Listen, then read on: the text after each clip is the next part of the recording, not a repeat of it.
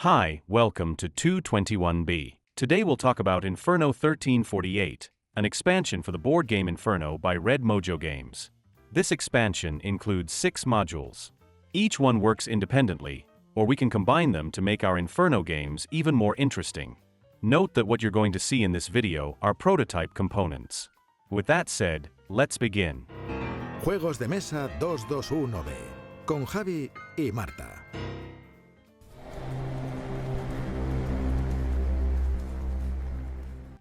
We'll start with builders. The components from this module are used with the rest of the modules. To play with any module from this expansion, replace the base location tiles with these new tiles marked with 1348 on their lintel, and play on side A.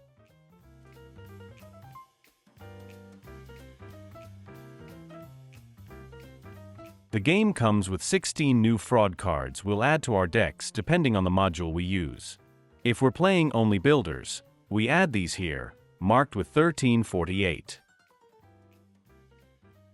If we play with the Great Pestilence module, we also add these cards with the little rat icon here in the corner. And if we play with Merchants of Ravenna, we add the ones with the key icon.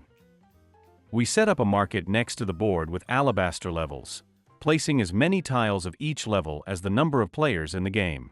These alabaster tower levels don't belong to any player, and to build them we'll go to the banquet location, as usual. We can build a normal tower level, or pay 1 florin and add one of these levels. When building one of these alabaster tower levels, the first levels, level 1, all have the same benefit, 1 florin. But as we build taller levels, we'll be able to choose which one we want to add to gain that benefit during the game. Also, if we start the game with a family that lets us have a tower level already built and some florins, we can choose to pay 1 florin and start with an alabaster level instead. Whenever a player places any piece in the arrow area, whether it's a family member, a guest for example, they immediately receive the associated bonus. Like gaining a florin or infamy points, gaining a wild card shield, used to play in Florence, in any courtier, regardless of where you ended in the hell phase, or getting a half diploma, among others benefits. Now for the Great Pestilence. In this module, each time Dante advances and runs into a rat colony, he'll scare them off, and they'll move to a Florence location, making that location more powerful. But the family members we send there will be exposed to the rats. We add the 1348 fraud cards, plus the ones marked with the rat icon. We prepare a supply of rats. We set aside a stack of rat hole tiles. We place 1 random colony tile face down next to each of the first 6 diplomas.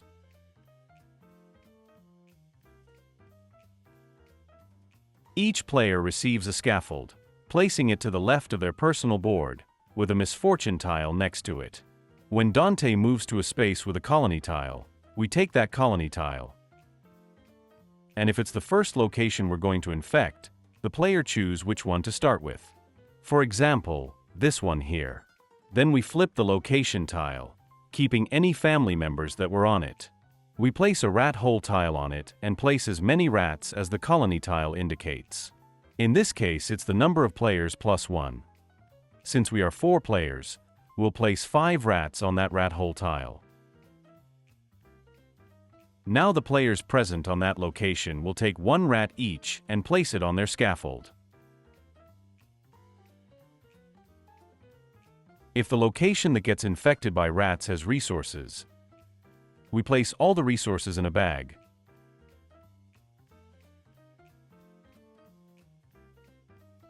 Flip location tile, then draw out half of the resources, rounding down.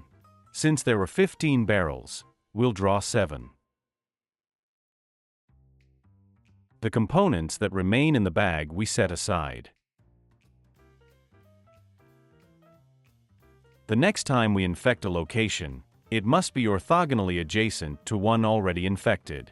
Infected locations are more powerful and some of their actions change. The banquet, building an alabaster level, now costs no florin. The haystack, if we send an urchin, we place another urchin of our color in the location, but if we place a noble, we'll make the urchin go directly to our home. At the bank we get 3 florins instead of 2, and gain drachmas instead of florins for each guest we have in our tower. In the courtyard, we can rearrange 3 instead of 2 elements of our tower. At the bonfire, for 1 drachma, we can place up to 2 safe passages or take 2 moves on the phlegathon track. On the walls, we can do the usual actions, but paying only 1 drachma to play a fraud card. At the market, we can take a barrel, as before, or take a rat to place it on our scaffold. At the palace, we can bring a guest to our tower or move a rat from any location to our scaffold. Rats climb in a zigzag, and if they land next to a misfortune symbol, the player must immediately lose that element from their tower, whether it's a guest, a barrel, a family member, or the highest built level of their tower. At the end of the game, the scaffold grants infamy points based on the space reached by the topmost rat. Note that the scaffold is scored after applying the fraud cards, and some will ask us to spend a rat, always the one that is highest on the scaffold.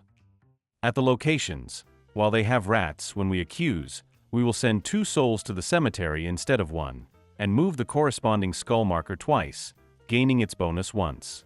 When we run out of rats in the location, we flip the rat hole tile. The location is still considered infected, but the effects change.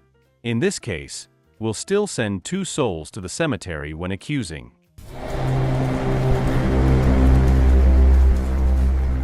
In Merchants of Ravenna, we can send 1 family member to seal alliances with the most powerful families of Ravenna, because Florence is going through turbulent times and we need to secure our future. For this module, we add the Ravenna board on top of the main board, on the side that matches the number of players in the game. We add the alliance cards. We must remove cards marked with a rat icon if we're not playing the Great Pestilence. We add as many cards to the board as the number of players plus 1. If we're 4, we add 5 cards. Depending on which cards we drew, we place the corresponding piece near the board. We shuffle the pack tiles and place 1 at random in each area, the ones marked 1 in Area 1, the ones marked 2 in Area 2, and if we're 4 players, we'll place 2 tiles in these areas here.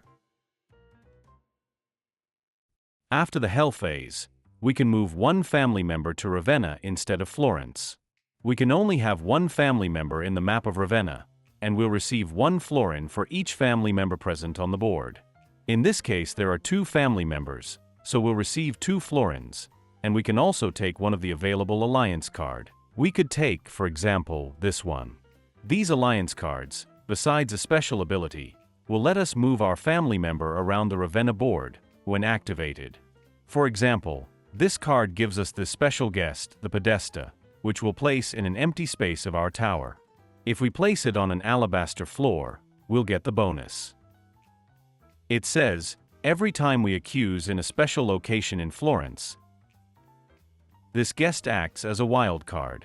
We won't need to match the corresponding color of the location where we accused, and by activating this we'll also move our family member. What other effects can we find on alliance cards? For example, the pickpocket. The player who controls the pickpocket, each time they bring him to a location where other players are present, will steal 1 florin from each of those players. With the master key, we can bring family members to special locations without meeting the entry requirement.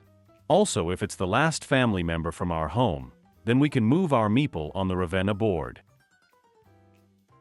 The hidden passage lets us place the passage on 1 banner of one of the 4 quartieri. This will allow us to send a family member to that quartieri, even if our Hell phase action did not finish on that icon. And if we use the passage with our last meeple, we will move our family member in the Ravenna map. When we activate our alliance card, we'll move our family member along the paths. When we reach an area with a packed tile, we'll collect it and place it on our play area. We'll see what these packed tiles are for in a minute. As we move our family member, we can travel along paths that require payment. For example, taking this path asks us to pay 2 florins. When we reach an area with 2 pacts, we'll take the top pact. Also, we can move forward or backward, or choose another path to take remaining packed tiles. When we reach an area that doesn't have a packed tile, we'll activate the value printed in that area. For example, this one with the shoe and the florin tells us we could move, but we'll have to pay 1 florin. Other areas have no cost. They simply tell us that when we enter here, we can keep moving. For example, Some have a printed reward. In exchange, we won't be able to move further this round. By entering here, we'll gain 2 infamy points. If we reach Ravenna, we receive the indicated points, if we are first, if we are second, or if we are third. Even if we have reached Ravenna, if we continue to meet the alliance card requirements, we'll receive 2 more infamy points. At the end of the game, if we are in Ravenna, we'll receive 2 infamy points for each pack tile we have, whether we used it or not. But if we haven't reached Ravenna, by the end of the game we will only get 1 infamy point for each pack tile. Pacts are single use, and when we use one, we'll flip the tile. For example, with this pack tile from the red location, I could activate one of its actions again, exchange money or play a guardian, move a barrel to its storage space, or play a fraud card.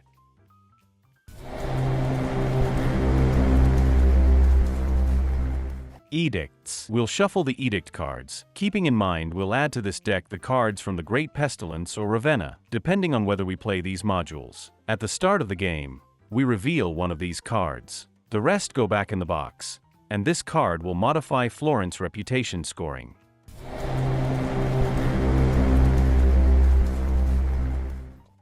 Centaurs. We'll use this new tile for the Phlegathon. If we use side A, it will have lower scores, and the lower levels start at 2 infamy points, and the upper ones 3 infamy points. If we play on side B, the scores will be higher.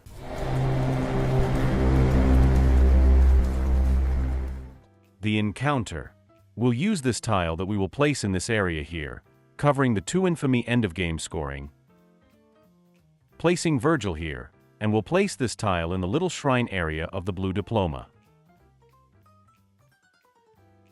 When Dante reaches this area, from this moment on, when a player accuses, they can choose moving Dante down or starting to move Virgil up. The moment these two meet in the same space, the end of the game is triggered. The player who makes the 2 characters meet will gain 2 infamy points. We also have 3 new solo challenges. And that is what the 1348 expansion includes. And that's it. Leave a like, subscribe to the channel, and share it. It helps us a ton. That's all, folks. Thank you so much for watching.